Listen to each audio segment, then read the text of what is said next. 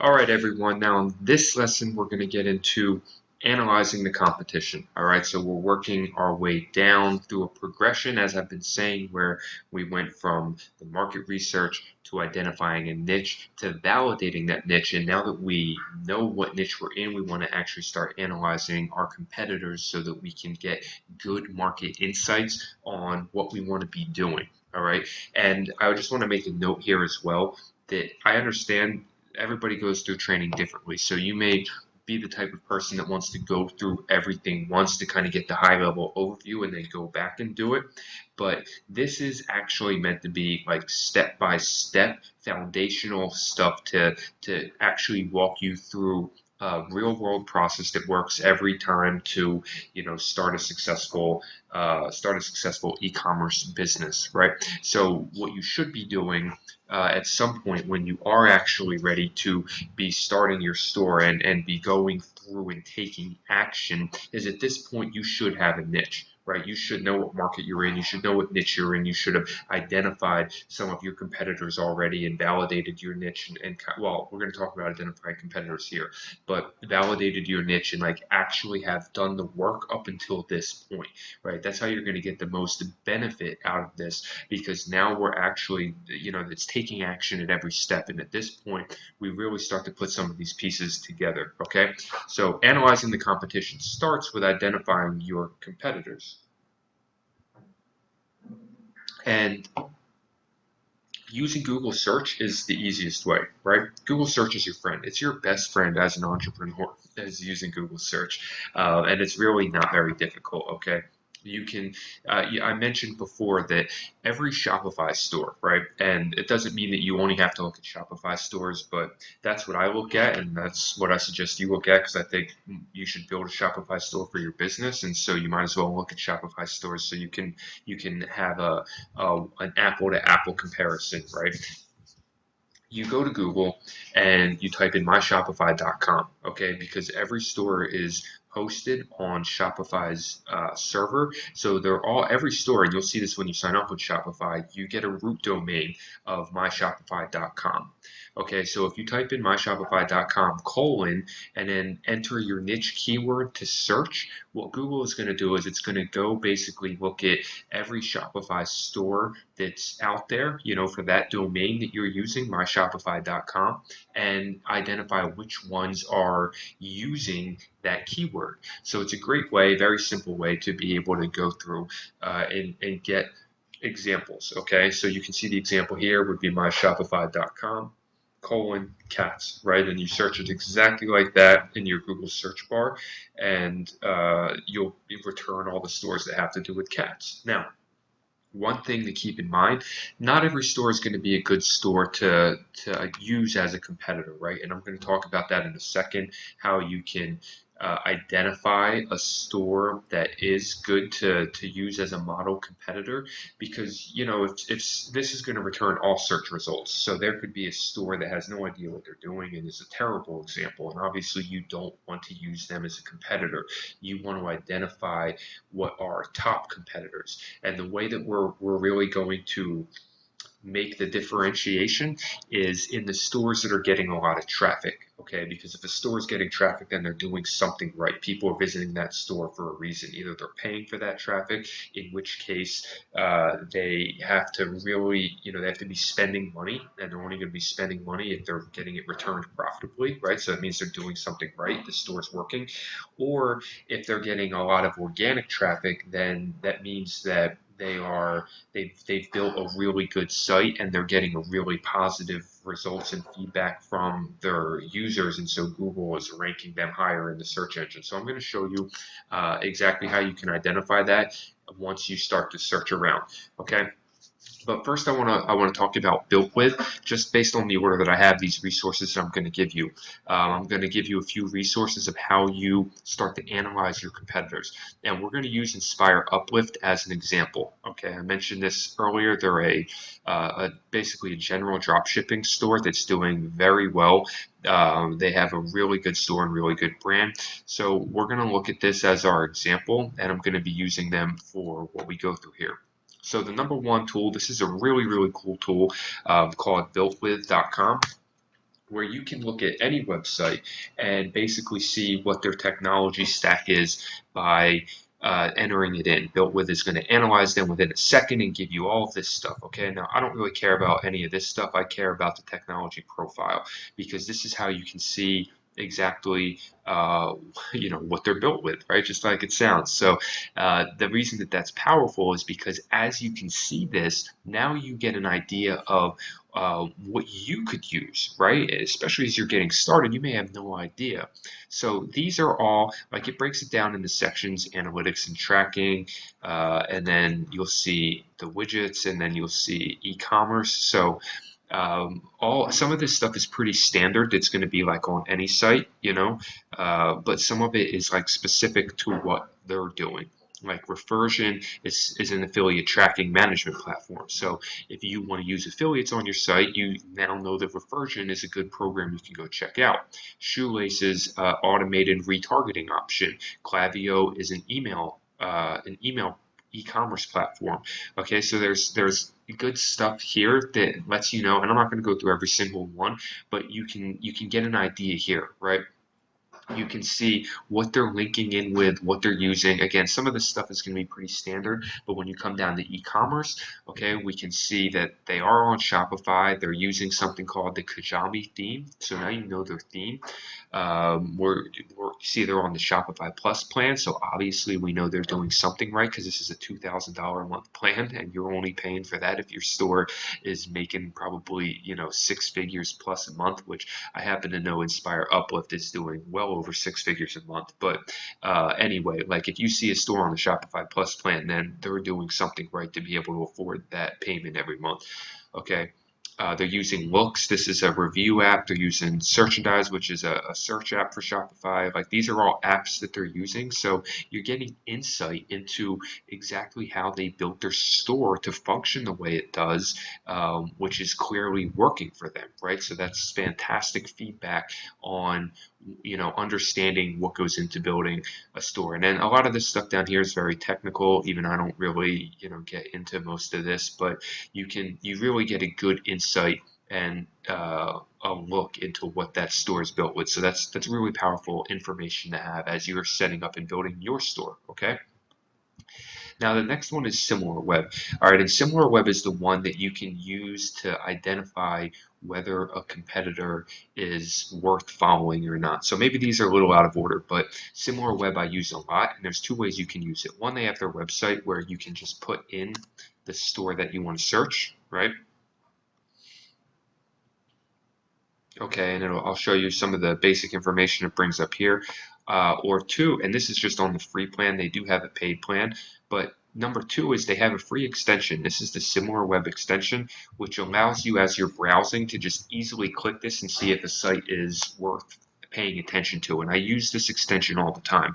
If I'm searching on Google and looking at competitors, the number one way that I can tell if a website is worth my time doing further investigation is how many visitors they're getting a month, right? If a site is getting 2 million visitors in a month, they're doing something right. Okay, these guys are probably doing 7 figures plus in a month if they're getting 2 million visitors, right? And I say that based on just knowing the e-commerce industry and kind of how this works. But no matter what, it doesn't take a genius to know that if a site is getting 2 million visitors a month, they're worth looking at and following.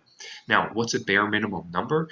I would say that for modeling competitors, I would say that the minimum number that you should really consider as like something worth looking at is probably around 25,000, right? And of course, there are a lot of stores that are doing much bigger numbers, but if a store is getting 25,000 visitors a month and you're brand new, it's still a good indication of like something that's working, right? Because that 25,000 visitors is again, it's either organic, which means, I mean, if you're getting 25,000 visitors a month organically, that's fantastic. If you're paying for that $25,000 visitors, you got to think about it like this. Even at 50 cents a click, right?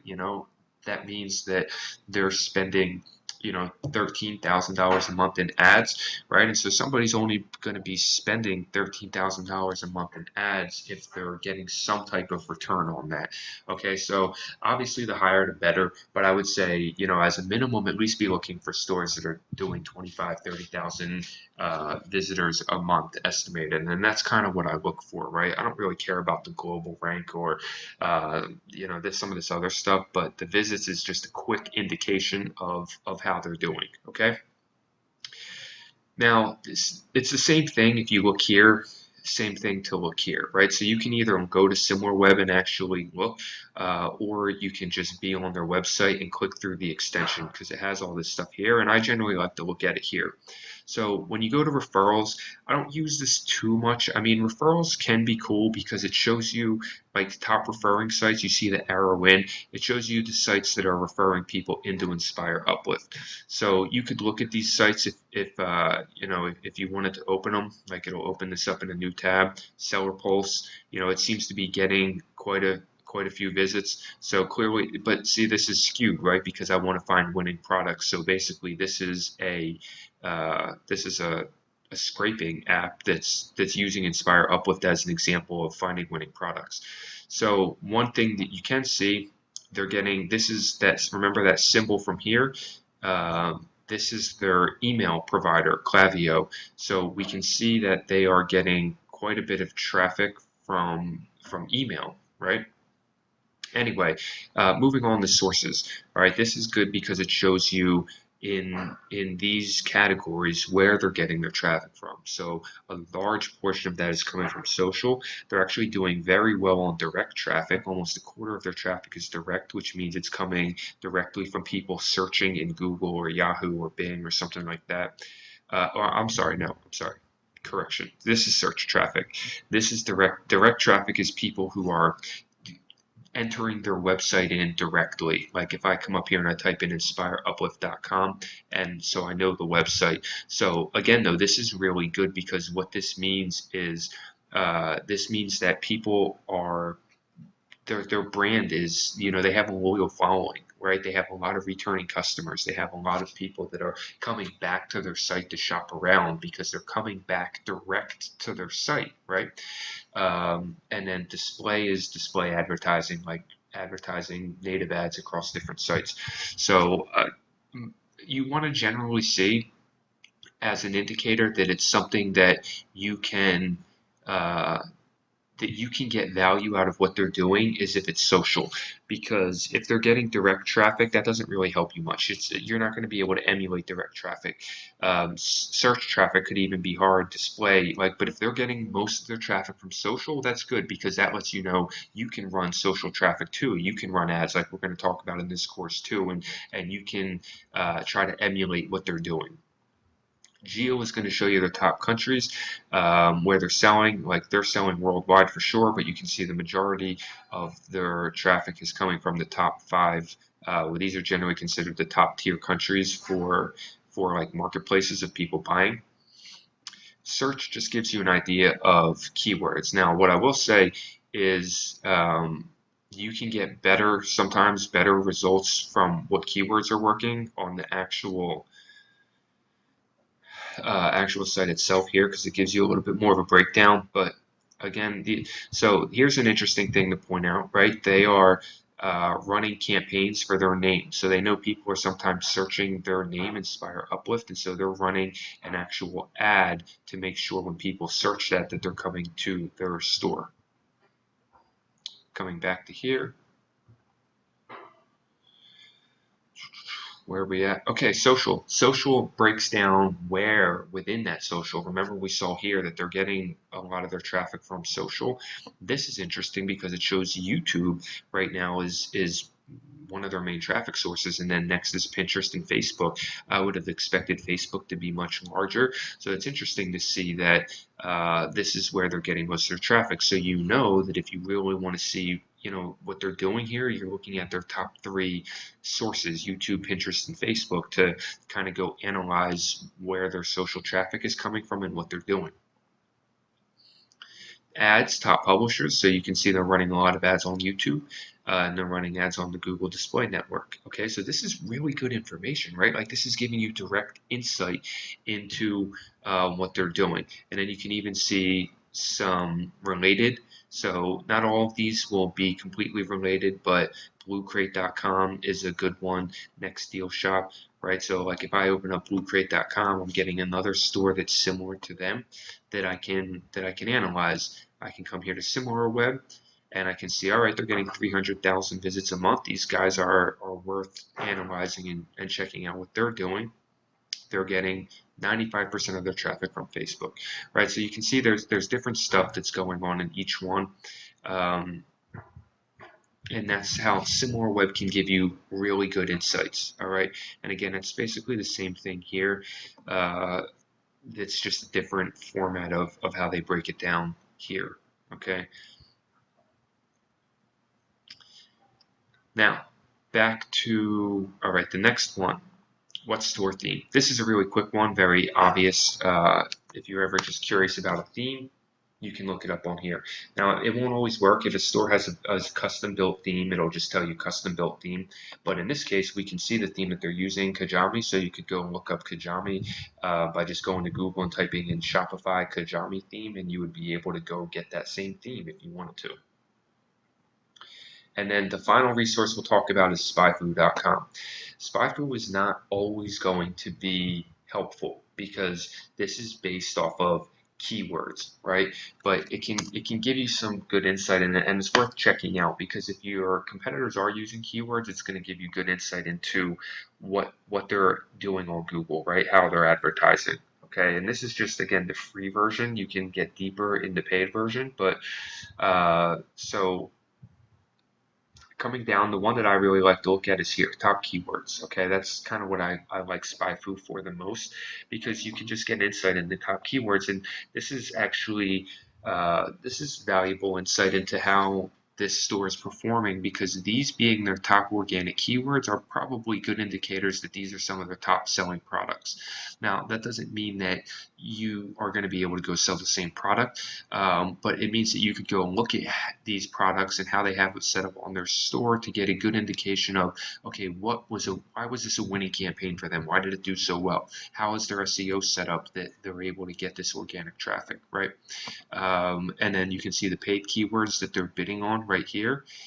These numbers, I mean, I don't know how accurate these numbers are. It says they're spending $9,000 a month right now on the term snoring. And if you go down even further, you can get an example of one of their ads, right? So here's one where they're advertising anti-snore nose purifier, right? So those are just some cool things that you can look at. And again, you can get deeper into this. You can see all their ads with like the paid version and break it down even further. So Google is a massive traffic source. Facebook is a massive traffic source. Like you want to be able to gather as much data and intelligence as you can on your competitors. Okay. Now moving into it a step further, right, and kind of looking at what does this whole process look like. All right. When you're analyzing your competition, we just talked about finding out their traffic sources, right? You can look at their social media pages. If you scroll to they have it right at the top. Generally any. Now we saw they're getting most of their traffic from YouTube, right? YouTube, Pinterest, and Facebook.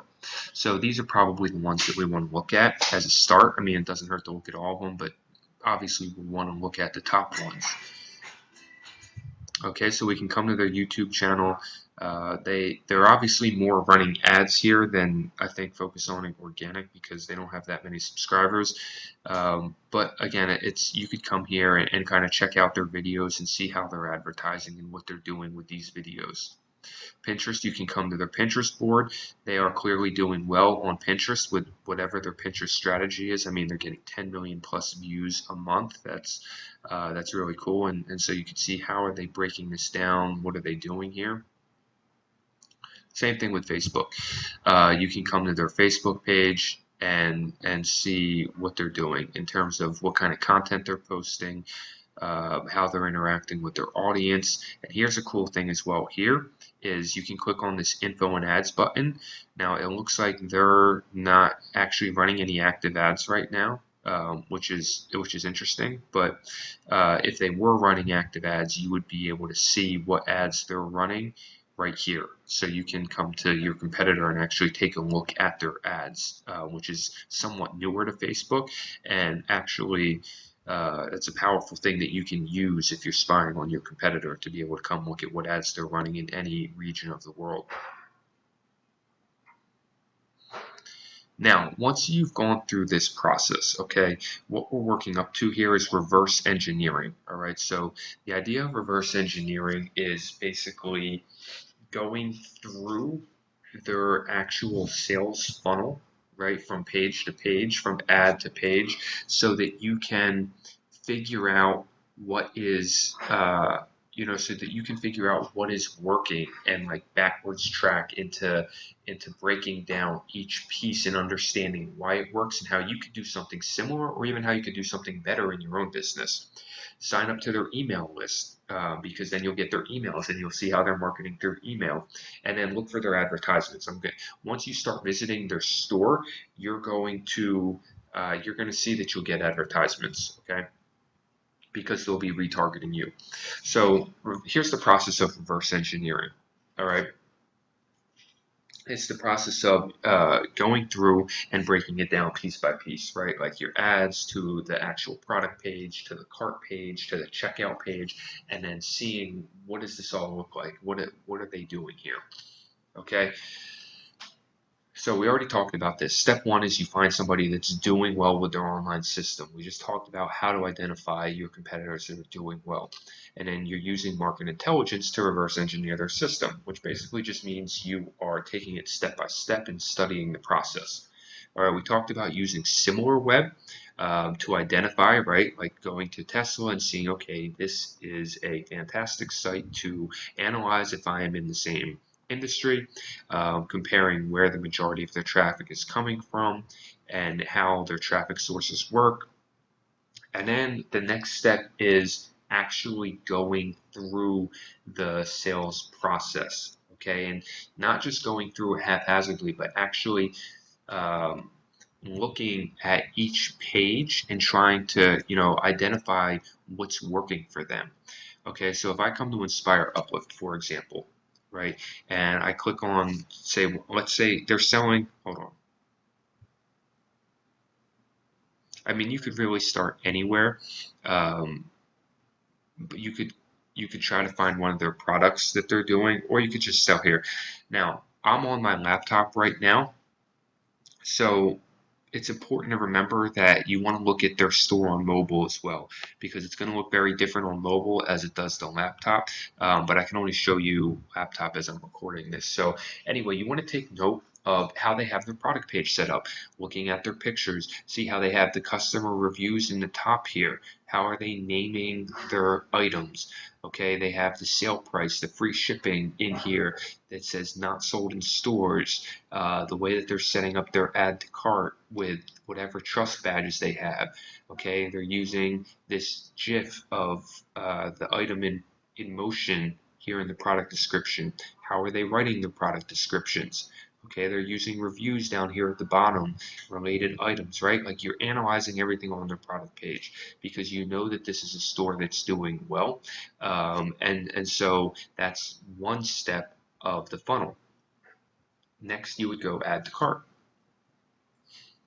Okay, now we're looking at their cart page and looking at what they're doing here. You notice they changed it to say enter shipping address. They have a trust badge underneath here. They have frequently bought together and recently viewed items at the bottom. They have free shipping highlighted here in the subtotal. Okay, so they have certain elements that they're using to try to spice up the cart page and make it more enticing to click through to the next page. Okay, because if you compare this to other pages, it's going to look different.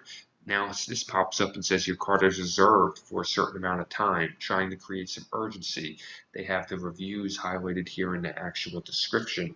These are all details that are important to note because they can affect conversions. Now you'll go through and you'll click to the cart page. I'm not saying you actually have to buy it, but again, you're seeing how they're set up, okay? They have their logo and the secure checkout button up top.